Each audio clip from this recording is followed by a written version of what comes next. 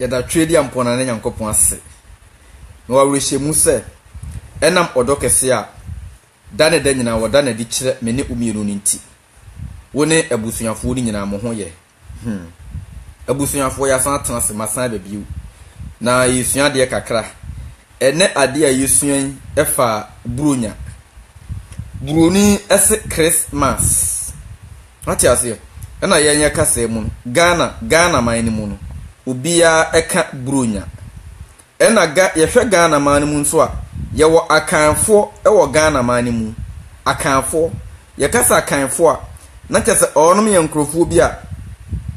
ye kan nkrofo onom di kan wasase so a na eye wonom a nti ye wo akanfo edin a yehu ne Ghana no it's not a coincidence eye instances ena ema wonom enya saadin no what you say di na me chirichirim akoside ne ade akyerew eye instances ena ema wonom nya din no omum piki edin bia just like that what you say nti ene yesua ade kakra afa bronya ye kasa mu ye twi kasa no medical ede brofo no me prove brofo part ene pictures akyerew what you say but ye kasa mu no yesi eye bronya ye kasa bronya kra ye de yen ye besua de kakra abusuafo enti me pese ye bom pae kakra ewo ya mamre mu na afi de me wia ya toaso na ya ede ye di nkomo nti abusuafo na de tie nso eno no nti ye bebo empae ewo ya mamre mu se wo yira wa identity a wa wiewie ti abusuafo ye bom pae na afi de ya toaso twedi ampon tuturubu nso na Nyankopɔn bo soro ne asase wonem ne woturubi ne wo so ye kese one ne ye wo ne ye kyerɛ wo nsa ba ye ma nsa asase ya nso di ni Esio tano nso di ni Esio antoa nsuo nyama nso di ni bobo nso di ni adie nyame ani na wo nso di ni ayom nso di ni ene ye nananoma mudi kan betena asase so mototo ne ma na mugya mamre fefe ho eto ho e ma ye nso ye beto so na emum nipa bi na ankyere do enu nti na asa omo ya mama ne mogu ase monso mudi ni isi ibri ye wo ha ye be kyerɛkyerɛ ama ye nuanom ehu de wi ne ma ekro ya dada ya kye abrofo e na onom adada ye eni nti e na ye di bronya na kyese abrofo enya ye eno ne ye di ho afahye e na ye kye ho akyede ye wo Ghana enso yenim de wi ekyere yenim sibia ade a yedi ekyere yenim sibia etie nti munyina misrem momfa mo nan ensifom na bebi atamfo dada mo manfo duru na ayeyi enim guase ne bebi kamu esuo akese a mo dada Ghana ma ne munyina tumi sonko da mo mu a mo ye enema ma ne ye nwanwa enti eni kwansa this time mo mo hwe fise ne guase ne bebi kamu ti misrem ana na no mo so mo fam na ensifom maye twedi ampo tuturubu nso na Nyankopɔn yina ye wo anim yede nkotosre hu ye mobo ade ya mba be kiri nso no epesa me maafo ne tiase ti mun so mo ha mun ta won kiri na bibia nso ene da na akwam ene mu nyamhye enka mo de konkon twedi ampo nso ye kase tumi nyina ye odia wona abo osoro ne asase ene nipa bi hunu osum ntra tena ye ma no agya na me kan nyina na nyase me Illuminati fu no mu ayi nka mudin sa mo bre o asen kakrakra ye mpese mesre ene se Illuminati fu on de o mo yamatamfo kese me do wo no ba ne ma o mo ye de metan enti obi besa akọ na wakọ akodi Illuminati akiri dia dada Ghana fo a me de mintimi mfo so twedi ampon tumi nyina ye ne dia ne mu ebre ne so asafo ni nyina no obet on chom katre mempia bontre na nkrofo mfa fon nkutwa fa bi mu internet na ye nyina ye hu de wi ne mekro bonefo wonya ni je o my force twedi ampon fise enam se wuchi bonefo ntino ena wakatua ema bonefo sisi ibiri dia mesere se hu man fo mobo asede na yi nka mode konkron damas twidi ampom yi nka di konkron ntese nka metrans na me ne mo akasa na emu asem bi ntira eni di mu a bedamas esemwara abusuafo yesua de yesua de na mesan start with Bible verse enkom shebi omo tro ne ma bi wo Genesis chapter 11 ho ya Genesis chapter 11 ni nyina agina ho ma the colonization of Africa ya kase bronya da bia mi kosi bronya dua mi kodi bronya dia meka kodi no ha bronya dia ma ya ho hihye sei but the kasa bronya no kra no onti ase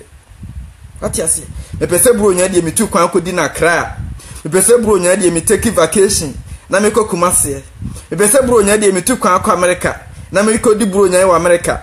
onti ase ene twedi ampon tuturubu nso na Nyankopon adom ntini ye chirichiri me se illuminati fo ndie ntro maso maboda me nyina ne se omunim se ye kanyansa me wo bi pa omo dwe me ho omo hwekra a omo ntemase the only thing ene se omo ka tere Ghana fo se maboda me fi so omo se kriti nyina minim ni nyina atiase yesi bronya ye kodi bronya eye abro ena enya yen abro enya yen bronya na ye kasa mienu ene ye ka bu mbenya bronya kasa mienu eye abro ena enya yen eni ntini ye ka bu mbenya bronya enti bronya na mo bronya na nya kasa papa wo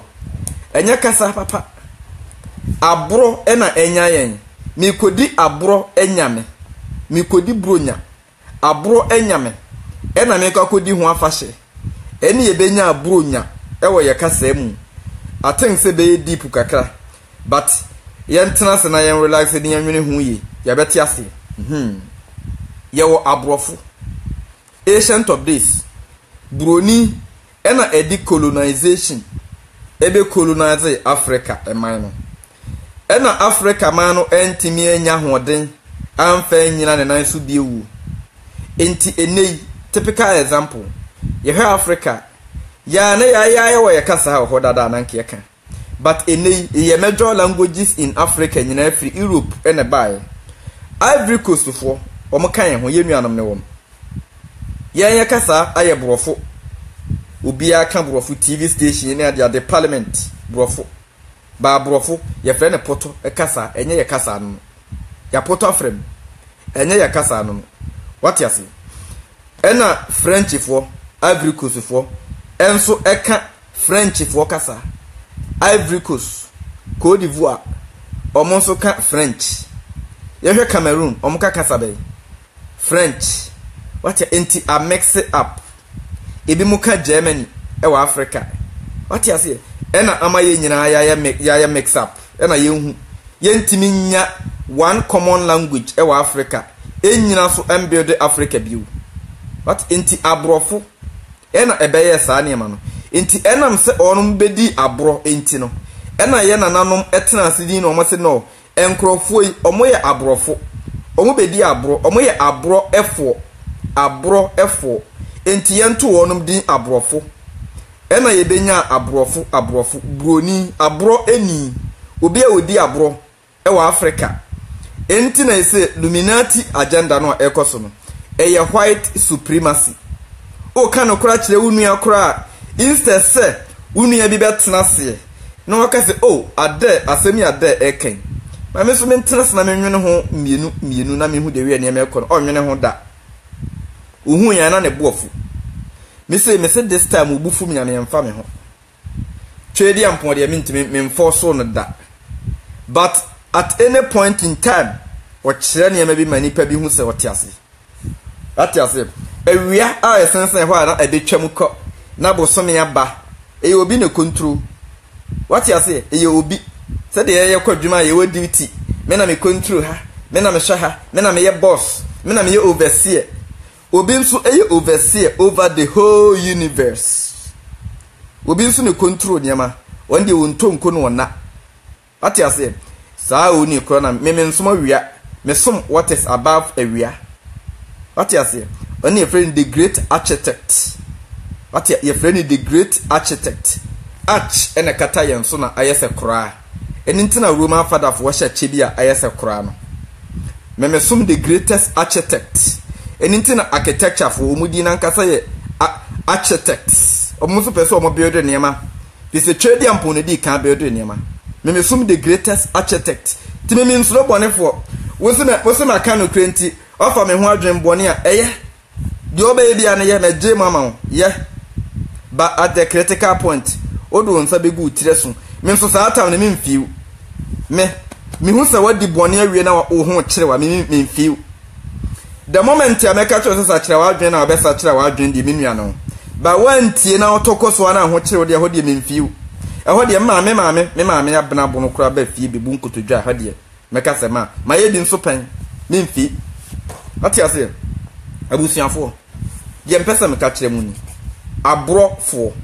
ena onom ba Africa enti ne Africa nkosoi China ni ebeba Ghana be fa good no wo de ko China Ghana ska ho ba yen leaders na nkasa Illuminati ni capture msa omoma ye kura ye hu se ye ma ni bibi wo na abrofo aba fa ye niema edeko abrofo aba fa ye timber edeko abrofo aba fa ye milo edeko koko na meka what you say na intisa so enam se broni ena di freemason no ebre Africa fo free nimdia na ye de build mamenka dem kire uko Genesis chapter 11 hwa na ono mo build saa dan we sei ewo Africa nimdia ne start wo Ethiopia ne Egypt na ono mo build saa dan ye wa hayi what you say abrosan ye di kan wasasi su ni o we enti broni ko hwe no se no enkrofo pese o mo build edan ne medan ne kosoro enti the pese ye ne say omkofo mo ho adwen e na onum di different languages ebe ma ye confused different tongues enya tongues ne here baba o tongues eye kasa hodo enti omo chefai Britain ebe fa Ghana na wajama France afa Côte d'Ivoire na amaya ye confused enti Ghana for kabrofo no already Europeans na omo die na omunye united ebisi ne what you say omo try so omo be the European nations kwa na anye ye ne united enintina nkrofo bi ta ato nyom say Africa unite that is the only way to rise up again what you say na omo de kasa hodo na becha Africa mu fa nti obeka kire say na nkrofo bi be odi abrosan ama abrosan na kwakopem soro ena Nimrod na waka ne ho asem ne gina ho ma Ethiopia Nimrod no ne ho nsem ni nyina me Bible makan you say me 9th time ena me wo mu but Nimrod no gina ho ma Ethiopia what you say but the attention omo de kasa hodo ena ebeche Africa mu fae ena ye confused into obeka kire say enkrofo bi odi abrosan bi akosoro ena nyankopon efri nyankopon sane ye ena nyankopon ka say let us go and make them confused and the Lord gave them tongues enye nyankopon kwa bia wo hodada enye nyankopon bia na free heaven ebe change ni pa bia omusi abrosan bi kasa mu saa na ye de adada ye wason dem bisine but the deep secret na nkasa ne say eye broni efri Europe obehu Africa ne mamoye ho no ene wo se nkrofo die to be able to conquer them no say you build the forces ho na yenya the first evangelists tie ka say evangelist ya enya Christo for title what you say ye ka say evangelist ya soldier for title enya Christo enya so for title no what you say me say words ni nyina metiase metibrofo metimitwi enya say my mo say metibrofo ntini metwi no krade na chese meja metwi no metitwi enti na me de kire bronya akire wo ati ase enti abroni bedi ye ne se wantimi ama ya mbiodi Africa bi obisi ne enti ene yɛtumi kasa China fo abɔ yɛn bosia sɛ yɛmfa nyɛ mpuntu dwuma bi bɔ mboa bosia ne bi wɔ hɔ a mutumi de ɔmo no ka kɛkɛ ye leaders ne sɛ Illuminati ne hye ɔmo so saa kora na yɛtumi ka kyerɛ ɔmo sɛ monhyɛ da mɛka na bɔntene sɛ China fo abɔ mo bosia sei na mo di yɛ sei but na no kuro bi anim bosia ne bebree wɔ hɔ a ɛyɛ fraud ɛne na mɛka kyerɛ wo bosia ne bebree wɔ hɔ a ɛyɛ fraud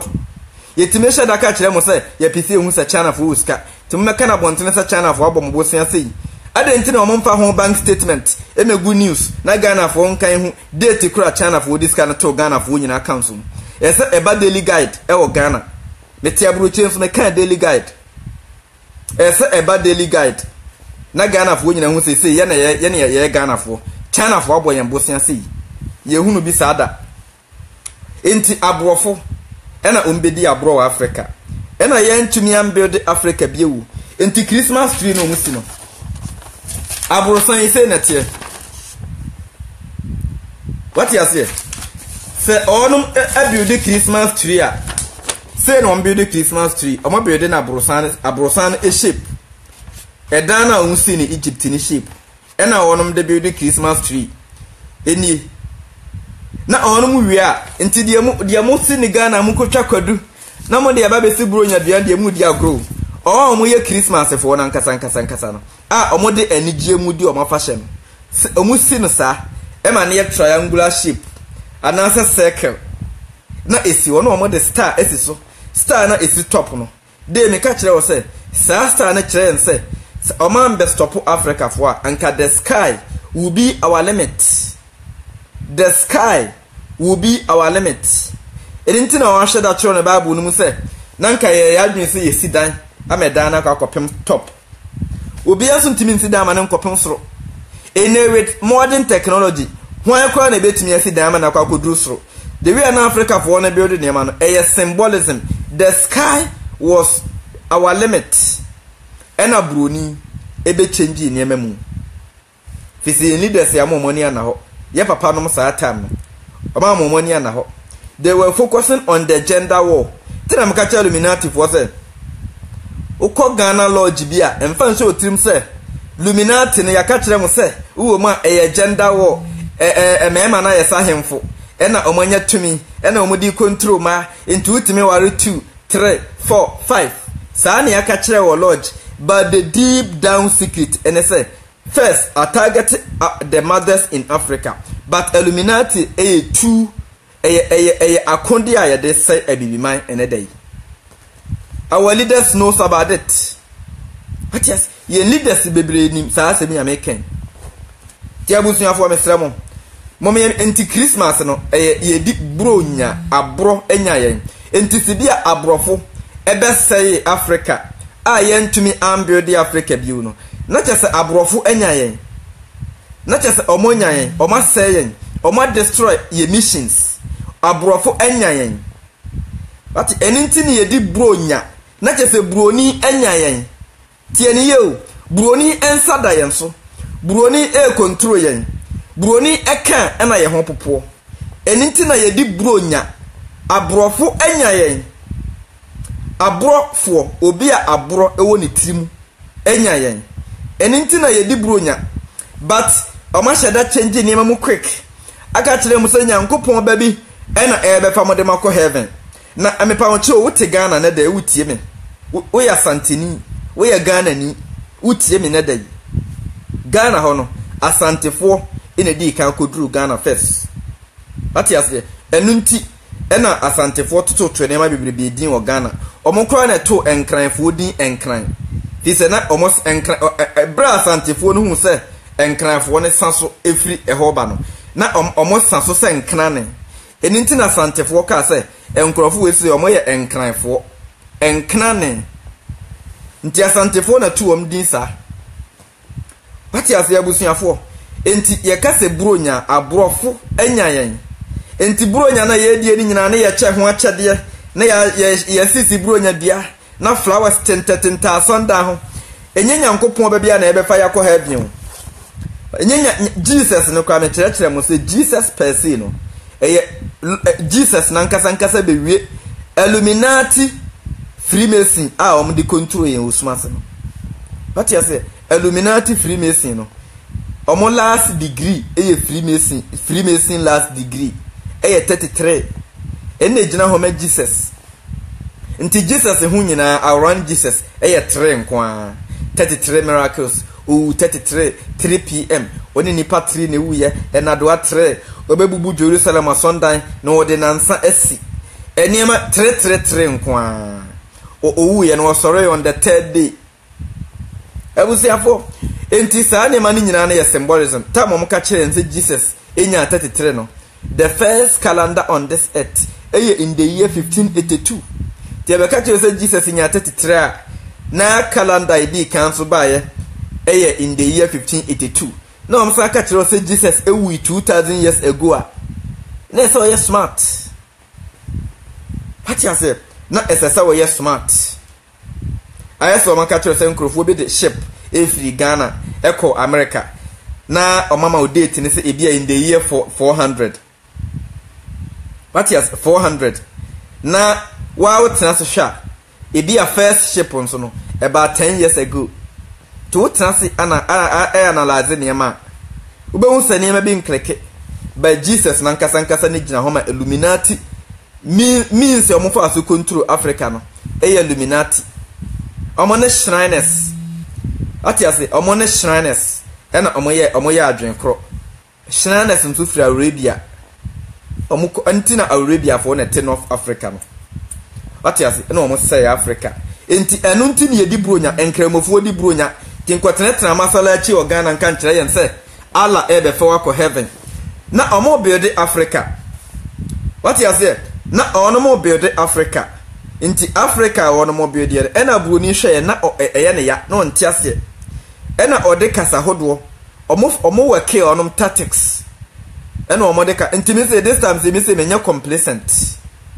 me kan okreche mi nuanoma ye debu ho ma relax debu ho ma san ba full vim ma ba be ka bi agum am no me nkasa de ma ye ne okay da bi me nu ba bia da bia so me ka kire me ho na say me hwe list ya omo me expose omo no kwa menya nu half ati ase ya busuafo oti Ghana mi kodi bronya mi Ghana fo enam sa santefo enedi kan o Ghana sa so ne sunti no obi aka bronya abronfo eka bronya enkranfo mi kodi bronya na nkasa ya santefo kasa ati ase na omo se abrofo enyayen nti ma omo di bronya no eya afahye bia mu di ede akaise broni nsadam so broni control mu abrofo enyayen ena ye frɛ ni bronya me nta obi o me sasofo ni bo senta mo frɛ me a me sasofo o mistake a me nkese me nya nu sa level no metime amu nyina ma wu abom o ma sondem me nya nu ho me se mo nsa kira ma adwen fisa mu sum wonim die bi a mo de bebo Ghana fo pati ase mu wonim die bi a mo de bebo Ghana fo enti mu wo bibi a mo nya ne right now pati ase anya sa bre no so mo nyina mo de mo nsa begum ti me na adam secret na Illuminati fo secret minim ni nyina minim ABCD up to Z minim die bi a kire 1 2 3 up to 9 minim die bi a kire enyankopon na dia do me sa pati ase yes in the ancient of days ye didi comfort no che no mo tem sa mo dia mo ntwen didi na ye na nanom soma abosom enti ye de ye besom Yehowa pati ase ye na nanom soma abosom ye de ye besom Yehowa na mo di Christmas mo di bronya pati ase mo di bronya abrofo enyayen eni ye tu ni din bronya be kan okra kire Ghana fo ama asofo ni bi hyesumase ekohu Facebook bloggers so mu ni di matem se me ye gay ma boda ma yesi ni nyina mi ni mo me wo mu nyina din ho enye se bia me refi me rem tehwe what you say bibia me twro hwe buroni na ama Africa nyina ne naso yetimi ka se buroni aboye bosia ba bosia ni nyina bebre na ya fraud ya wa hana yase na nado magige ntum na ya anye na nado entimi ya mekisho wentimi ya ma omani anye ene ya prototi ene smasi bekum na nado ene eno na sheda kan no ati yase Professor Nos omuku no castle president yase president enya emergency o castle ambulance ni ho ntini ntimi amfa na nko hospital ba hospital castle hom so no ye emergency medicine ho what you say eno so dan ten so atame ose kura no wo ambulance ne car wo de nam da bia kura no traffic nche no ti se ne ho ache ne kwa ne ye de ne Kolebu hospital se ye de ne ko straight na me bom pa ye na me sire nyankopon se enema atame ose mu nyina afemu ne nti one time echi na me nka no kura nkyere Ghana fo na ye sofo a na be di nkwasa yasem kyere me abehu di agrada be yo this time me ni agro me se me ni Illuminati ni twaka bia wo ka hu bi na me bo odi asa kyere wadwen what you say e me gyina na make comment me ndi di matem metimi afa odi ato na ma kyere odi ato na me di odi na ye prayer and fasting 1 week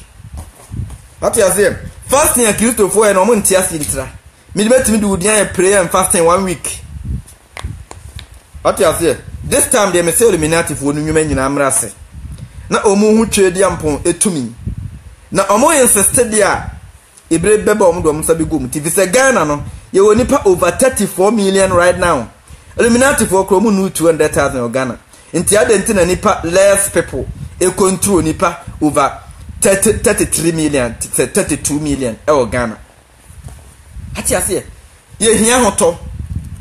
ye ma sofo na ada yensa nti mugu asondem ye kosi Christmas tree ye kosi esi asondem ye bedi bronya ne se abrofo enya yen abro enya yen broni ena enya yen eninti na ye se eye bronya abro enya yen eninti na ye se bronya but ma moko Ashanti Lodge no musikiti nyina menim what you say ti abusuafo de atie no nti wote Ghana bronya ye bedi akosideti ye kasa akoside adabia ya na wonti ase no akosi adaye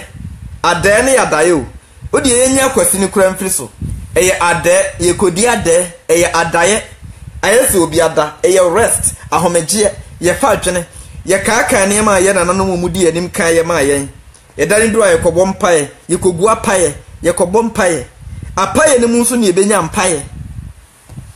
if it's an amamre no ho before Christianity enti a Christopher na nya word bia amfa for mu new religion no e na omo se ne nkrofo e ya paye de aye de ne empire unim bi entre empire fi se omo kasa ye ntiase e na here baba e na what you say ebusuafo ye ma ye ni na ho what you say Ghana man ne ma wo ka China fo be de wo Ghana China ni itime so machines e be gu Ghana for what Hwini Ghana China ni bede ho. Ene na makacho no. Me see Genesis 11 verse 1 to 9. Na enye Nyankopon bia na free heaven. Ebe scatter nkrofo bi. Nyankopon ni me se wa build arch dome firmament. Enti ni atro alphabet A. Ejina ho ma arch dome firmament. Enti obi entime ntrasa eye firm. Genesis chapter 1 verse 6. Was eye firm. A separate ensua e wosro efiri nsua ofom enti na rocket bia kwa entimi nkoduru ho be crash enti rocket yo moso malanche ni nyina no kro bia nim pictures ni bebre na e Photoshop e bi won so mu twa ne poase e na de be fi se apple eni ewie mu nyina color e the same nom dia dada yen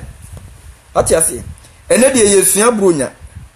bronya means abro enya yen abro enya Christ nso no uko Freemason na onya 33 degree na omo fra wo Christ ntima mu di Christmas nyina mu di dia ma Freemason fo ba Christmas na ye kasa mu ye bronya enti ene de me ne mu sua na wo ye kasa mu abro enya yen modern day Illuminati ena omo dia capture Africa enya ahoto ebesi ne enti onum enya yen enti abro enya yen enti ena yedi bro nya ebusuafo enti machire ubia enti we are celebrating our own downfall in Christmas enema oho sometimes am pesa me chere nka kra sa na eni party ne yamase bisa me kasa ni tiasima enu akwa me twa de bia ba sojafo kra no na obi se won tiase at intia sometimes me transfer me timedwene sa ya mpesa me chere nka kra this time ye ni agro this is not the time for games this is the moment of truth ye ka no kra kire Ghana fo ati ase o te Ghana na be di bronya busawa ho se minua tenase obi ba wasibia ye besi ye kodi bronya me beje afinhia pa me beje me bronya de me be ese busa ne se minua bronya na se kire ne sei na hwe nanim na start kire ne bronya ne mu kire ne mu ye nim de na ba me yatimi anya yiu me se me na mami nsuro hwe me na mami nsuro ati ase me nsuro hwe fi se me nya obi abone na me say at the critical point obi antemte me ma omfa ne hu nida nti na me na ma me nsuro no say me nya message bebre o ma wo expose so me nti unsuro illuminati na me say me nsuro hwe me pebone a minim sa dia me kweye bone na me de achi no obi di bone mom dia metumi aka te ni pass message na ha me nuanom nti won sa kira na adwen ati ase abusuafo kakra mpesem ka kire mum nti Bible na nkasa no the whole Old Testament omo take free yen ho omo fa free Africa what you say omo fa free Africa asase no so te mama yensua saa ne ma ne nyina yie ne yensu enti mugu asondem madane mo hu Christmas na Jesus eba no Jesus is coming o Jesus be any baby a wo ba Jesus shall lodge for them ne Jesus shall illuminati for them Jesus illuminati lodge bia o Jesus wo ho wo 33 degree Freemason a o head lodge ho won na ye boss e ho ti afahye na mu die no e ma mo mfa hye mutrim se Nyankopon ba bi free heaven eba Nyankopon nim se heaven ye tena bia anka wo de ye betena heaven anka mofra ye ba be wo mu ni nyina no anka o ma ye ngo mu bio anka obe mo matena heaven fi so nim se ye kura ye wa ha no o be se asase na obe fa ye ndi akọ heaven but enokwasem ni se uko Peter ho a was we are in a journey ye wo akwantuo mu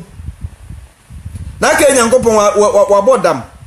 se onim se ni pe be kọ heaven ni wo de ya betena asase so na fe de owi awasan de eja abehia asase no afi de hwe ene ye de creative story de dada mo